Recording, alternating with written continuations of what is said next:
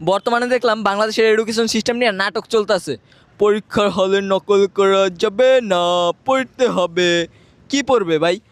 নকলটা করবে কেন, এটা আমার আগে বুঝান। কেন একটা স্টুডেন্ট পরীক্ষার হলে যায় নকল করবে?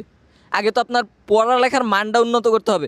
আপনি ভাই সৃজনশীল দিয়ে রাখছেন, ভালো কথা। সৃজনশীলটা পড়ছেন একদিন, পোলাপানি কী লেখে ওই জায়গায় যাইয়া? আমার মনে আছে ভাই, আমি নিজে সৃজনশীলে উদ্দীপক উঠাইয়া ফুল মার্ক লই আইছি।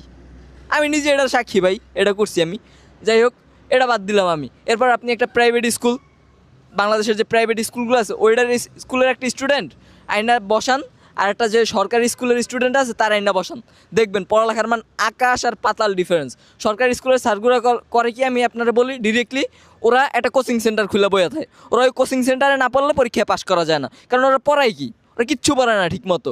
এই যে পড়ালেখার মান এত পরিমাণে নিম্ন আমাদের দেশের, এই বিশেষ করে সরকারি স্কুলগুলাই যেগুলো আছে গ্রাম সাইডে বেশিরভাগ, এটা শহরে কিছুটা উন্নত, বেশিরভাগই দেখা যাচ্ছে এমপিভুক্ত স্কুল, এগুলো আবার উন্নত, এগুলোর কথা বলতেছি না ওইভাবে। যেগুলো গ্রামগঞ্জে আছে স্কুল, এগুলোর মান এত পরিমাণে নিম্ন করে কি স্যারের, আমি বলি অনেক টিচার আছে আমার দেখা মতো ঘুমায়। হ্যাঁ, লাস্ট ক্লাসগুলোয় আয়া নাক টেনে টেনে ঘুমায় এরা। এদের ভাই এরা করে কি, আবার প্রাইভেট কোচিং করায়। হ্যাঁ, প্রাইভেট করায়, কোচিং করায়, এগুলো আরও নিম্নমান করে লাইতেছে। ভাই যার সামর্থ্য নাই হ্যাঁ কী করবে? ওই যে 400-500 টাকা দিয়ে অনেকের দেখা যাচ্ছে দিনমজুর, তার পোলারে ওই পড়ানোর মতো সামর্থ্য নাই। আগে আপনাদের এডুকেশন সিস্টেম যেটা আছে ওইটার পড়ালেখার মানটা উন্নত করতে হবে। পোলাপানের গিলোতে ঢুকান কী লেগে মার্কের উপরে ঢুকান, পোলাপান কী শিখতেছে বই দিয়া এটাকে দেখেন আপনি। আপনার মার্ক ভাই দরকার নাই, মার্ক দরকার আছে চাকরির ক্ষেত্রে। আগে একটা মানুষ বানান, ভালো একটা মানুষ বানান। পোলাপান শিখে কি বই দিয়া? আজীবন শিখাইছি ভাই রাজনীতি বই দিয়া। রাজনীতি কোন দাদাই কি করছে, কার আমলে কী করছে, হ্যাঁ কে কী করছে, আমরা কী করছি এটা তো দেখে না। আমরা কি করবো এটা তো কোনো জায়গায় নাই। বিজ্ঞান বিভাগে যা পড়াইছি, কোন দেশে কি বানাইছে এইটা আম করে ভাই মুখস্থ করে তো আমার সব ভিজাই এলাইছে। কিন্তু আমার দেশে কে কী বানাইছে?